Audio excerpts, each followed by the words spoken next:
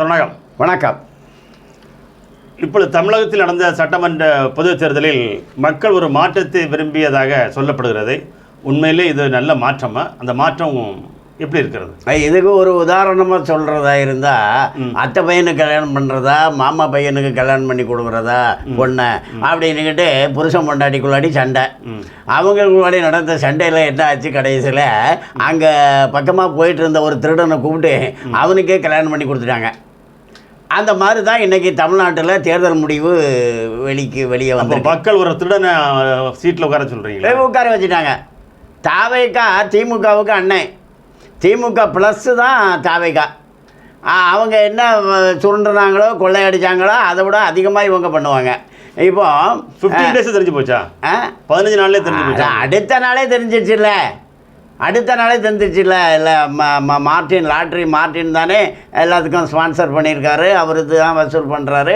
இப்போது சொல்கிறாங்க 3 நாளில் 3000 கோடிங்கிறாங்க, ஒரு நாளைக்கு 1000 கோடி அங்கே போய் சேருது அப்படின்ட்டு யூடியூப்பில் எல்லாம் பேசுகிறாங்க, நிறைய பேர் பேசுகிறாங்க.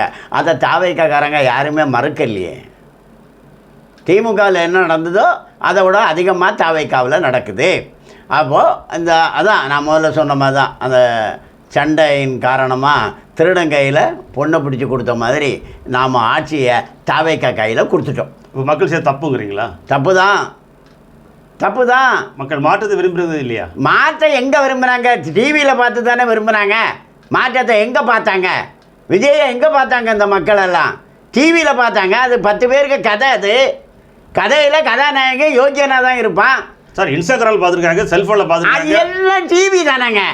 இன்ஸ்டாகிராம் செல்ஃபோன் எல்லாம் டிவி தானே. டிவியில் கதாநாயகன் நல்லவனாக தான் இருப்பான். அவன் நடிச்சுக்கிட்டு வீட்டுக்கு போன பிறகு தான் தண்ணி அடிக்கிறானா, பொண்டாட்டியை விவாகரத்து பண்ணுறானா, விரட்டி அடிக்கிறானா, இன்னொரு பொண்ணோட இருக்கானா, கூத்தடிக்கிறானா, அவன் எப்படிப்பட்ட யோக்கியங்கிறதெல்லாம் அவன் அந்த நடிப்பை விட்டுக்கிட்டு வீட்டுக்கு போனால் தானேங்க தெரியும். நடிக்கிறதுக்கு அது மகாராஜா, அவர் நல்லவர், அப்படி தான் நடிப்பாங்க. அது கதை, அது கதாபாத்திரத்துக்கு நல்லவங்க. அந்த சினிமாவை பார்த்து முடிவு பண்ணுனா சினிமாவில் என்ன பார்க்க முடியும்? ஒரு மனுஷனை பார்க்க முடியுமா? முடியாது. அவன் அந்த மனிதன் எந்த வேடத்தில் நடிக்கிறானோ அந்த கதாபாத்திரத்தை தான் சினிமாவில் பார்க்க முடியும். அதுதானே மக்கள் பார்த்து ஓட்டு போட்டிருக்காங்க. அப்போ எப்படி நல்லதாக இருக்கும்? அது எப்படி மாற்றமாக இருக்கும்? அதான் தெருவில் போன திருடனுக்கு கட்டி கொடுத்துட்டாங்க பொண்ணை. இதுதான் நடந்திருக்கு. சார்